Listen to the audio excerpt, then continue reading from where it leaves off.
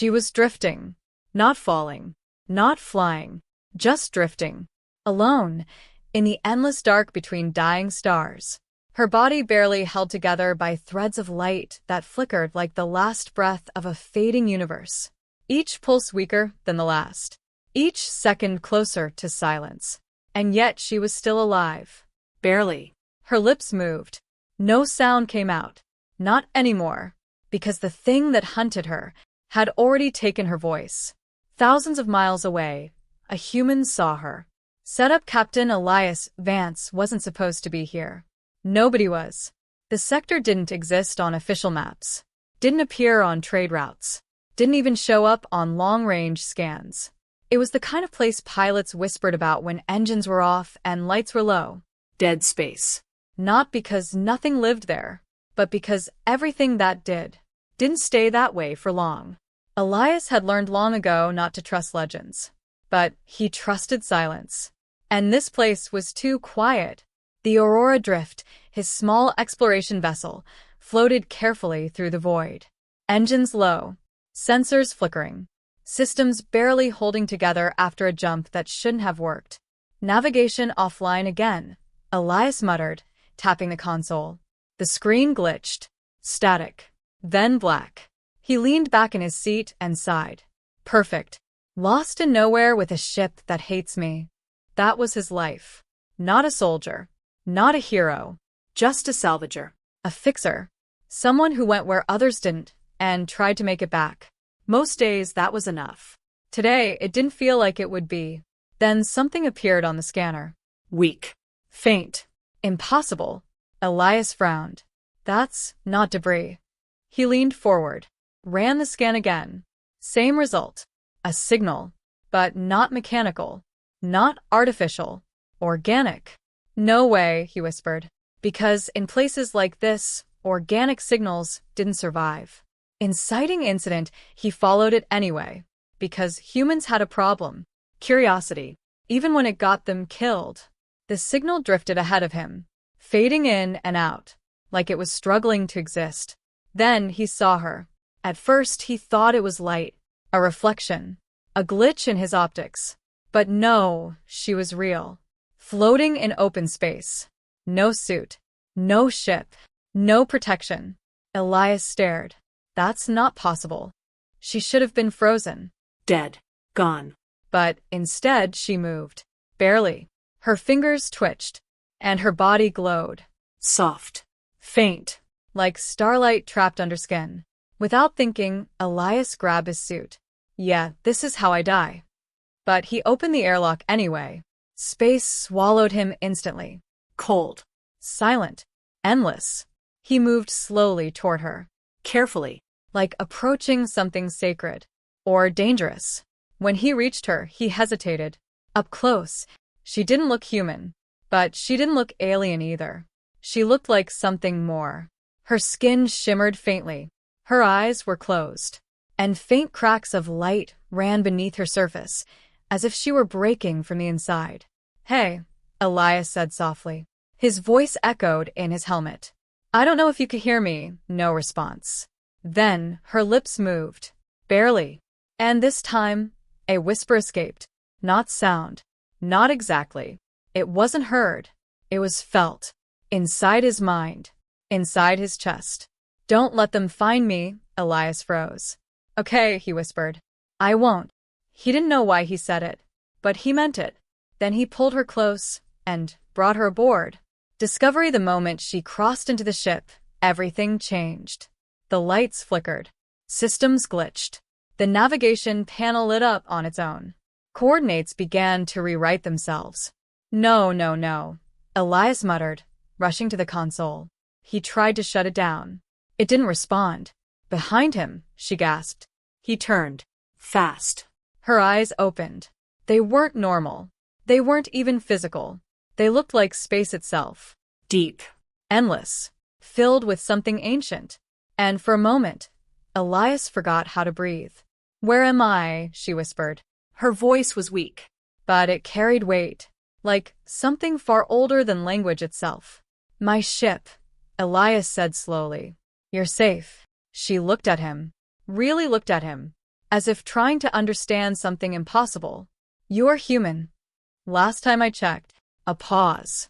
"Then, you should not have touched me." Elias frowned slightly. "Yeah, getting that feeling now."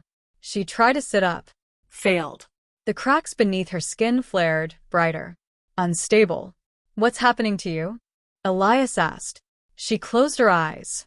"I am breaking." Rising bond, he didn't leave her. Didn't question it. Didn't overthink it. He just helped. He stabilized her as best he could. Ran scans that made no sense. Adjusted systems that shouldn't respond. And slowly, she stayed alive. Days passed. Or what felt like days. Time didn't move right out here. She spoke more. Little by little. "My name," she said one evening, staring at the stars through the viewport, "is Lyra." Elias smiled faintly. "That's easier than I expected." She tilted her head slightly. "You are not afraid of me." "Should I be?" A pause. "Yes." Elias leaned back in his chair. "Well, I'm not." Silence. "Then, why?" He thought about it, then shrugged. "Because you asked me for help." Something in her expression changed. Small, subtle, but real. "No one has ever helped me before," she whispered. That hit harder than it should have. Twist. The truth revealed it happened without warning. The ship screamed. Alarms blared. Systems overloaded. Elias rushed to the controls. "What did you do?" "I did nothing," Lyra said softly. But her eyes were glowing now. Outside, space shifted. Ships emerged. Not flying. Not arriving. Just appearing. Black. Silent.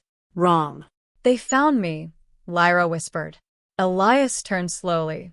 "Who are they?" She didn't answer immediately. Then, "I am not what you think I am." "Yeah, figured that out already." Her voice dropped. "I was not born." A pause. "I was created." Elias felt something cold settle in his chest. For what? She looked at him, and for the first time there was fear. To end everything. Choosing. And that changed everything. That the universe was not the one who could destroy everything. It was the one who chose not to. And humanity? Humanity would never be the same again.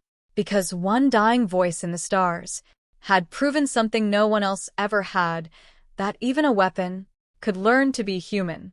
All it took was one human who refused to let her die. Fire. The first strike hit seconds later. The ship shook violently. Metal screamed. Lights flickered. "They're boarding," Elias shouted. Figures moved outside. Fast. Precise. Inhuman. "They will not stop," Lyra said. "Good," Elias muttered. "Neither will I." He grabbed a weapon. Turned. She was shaking. The cracks in her body glowing brighter. Spreading. "They are activating it," she whispered. "Activating what?" "Me." Climax. Elias didn't hesitate. He ran to her. Grabbed her shoulders. "Hey." Her eyes locked onto his. "Barely." "Listen to me," he said. "You're not a weapon. I was made to be one."